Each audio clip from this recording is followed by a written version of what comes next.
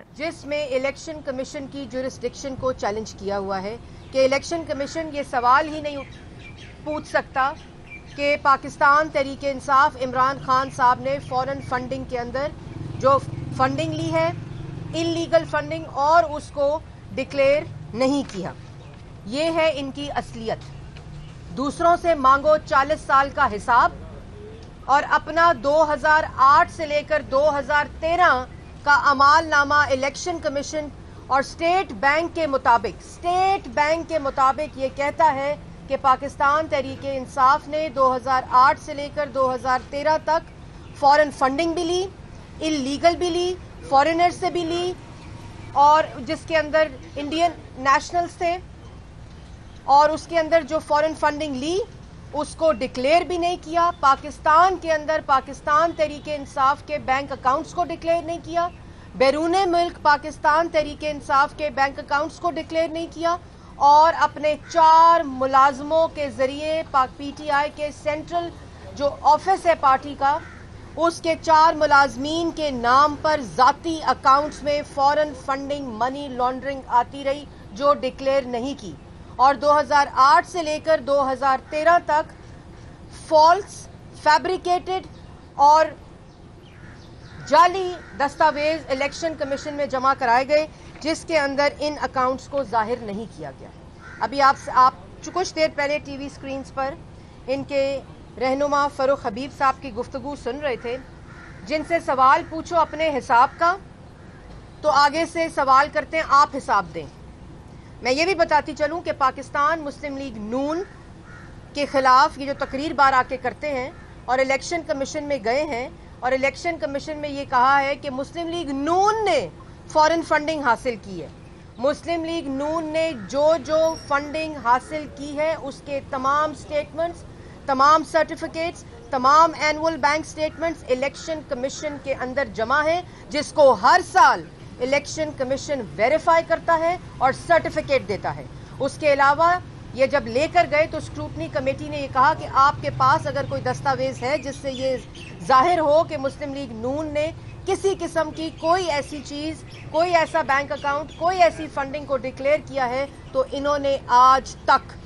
आज की तारीख तक यहाँ आके तकरीर करना बहुत आसान है, कंटेनर पर तकरीर करना बहुत आसान है, जलसों में झूठ बोलना बहुत आसान है, दूसरों को गाली देना, दूसरों को चोर कहना बहुत आसान है, लेकिन आज तक 3.5 साल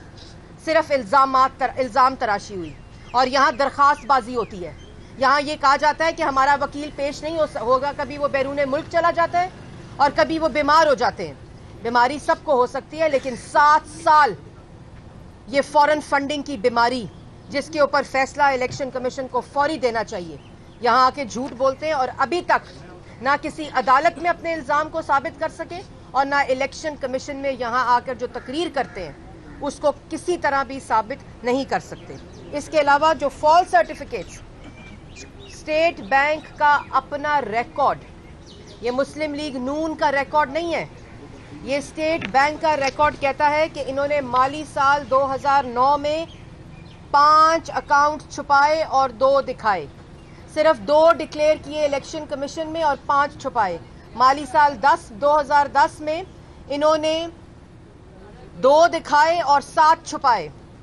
माली साल 11 में 2 दिखाए और 13 छुपाए। माली साल 13 में 2 दिखाए और 14 बैंक अकाउंट छुपाए। माली साल 13 में 2 दिखाए और 14 छुपाए। ये है इनका अमालनामा जो स्टेट बैंक ने इलेक्शन कमीशन में स्क्रूटनी कमेटी के आगे जो रिकॉर्ड पेश किया है, उसके अंदर ये अमालनामा इन्होंने दिया है कि इन्होंने कंसील किया फॉरेन फंडिंग को, इन्होंने इल्लीगल सोर्सेज से फॉरेन फंडिंग ली, इन्होंने अपने बैंक अकाउंट्स छुपाए बैरूने मुल्क, इन्होंने पाकिस्तान के अंदर अपने बैंक अकाउंट्स कंसील किए इलेक्शन कमीशन से, और उसके बाद वो सोर्स भी नहीं बताए जहां से पैसे खाते रहे। अभी बता रहे थे फरूख हबीब साहब कि मेरे दाएं और मेरे बाएं फॉरेन फंडिंग खड़ी है, बिल्कुल खड़ी है। पाकिस्तान ओवरसीज पाकिस्तानीज ने जो फॉरेन फंडिंग दी है, मसला ये है कि आप वो खा गए हैं, आपने वो छुपाई है, آپ کو پاکستان کے پارٹیز آرڈر قانون کے تحت اس کو ڈکلیئر کرنا تھا. جو آپ نے اکاؤنٹ چھپائے, جو فورن فنڈنگ چھپائی, جو آپ نے سورسز چھپائے, اس کے علاوہ $7 ملین آف شور کمپنی سے لیے, جس 7 ملین میں سے $2.1 ملین ایک آف شور کمپنی سے لیے جو ڈکلیئر نہیں کیے, جس کے علاوہ 349 فورن کمپنی سے فنڈنگ لیتے رہے جس کو ای سی پی میں ڈکلیئر نہیں کیا. اس کے علاوہ 88 فورن انڈیویجول سے فنڈنگ لیتے رہے جس کو الیکشن کمیشن میں ڈکلیئر نہیں کیا. اس کے بعد پوچھتے ہیں دوسروں سے سوال. 4 امپلائیز, عمران خان صاحب اگلی تقریر میں بتانا, ادھر جو تقریر کریں گے نا ڈی چوک میں, اس میں بتانا طاہر اقبال کون ہے, اس میں بتائیں محمد نعمان افضل کون ہے, محمد ارشد کون ہے, محمد رفیق کون ہے. یہ وہ 4 ذاتی ملازمین P T I central secretariat کے ہیں جن کے ذریعے اکاؤنٹس کے ذریعے پیسے پاکستان آتے رہے, جس کی اجازت عمران خان صاحب نے دی اور بورڈ نے دی. ان کے ذاتی اکاؤنٹس میں آئے, جو فنڈنگ آئی اس کو ڈکلیئر نہیں کیا گیا. تو مسئلہ یہ ہے کہ جو اوورسیز پاکستانیز نے آپ کو پارٹی فنڈ میں اور ڈیزاسٹر فنڈ میں اور پاکستان پی ٹی آئی کی ممبرشپ میں پیسے دیے, وہ آپ کھا گئے ہیں. جیسے آپ نے ملک کا آٹا, چینی, بجلی, گیس, دوائی کی لوٹ مار کی ہے, اس طرح اوورسیز پاکستانی کی امانت, ان کے پیسے آپ نے کھائے اور اس کی لوٹ مار کی ہے. اس کے علاوہ جو سب سے سنگین جرم وہ یہ ہے کہ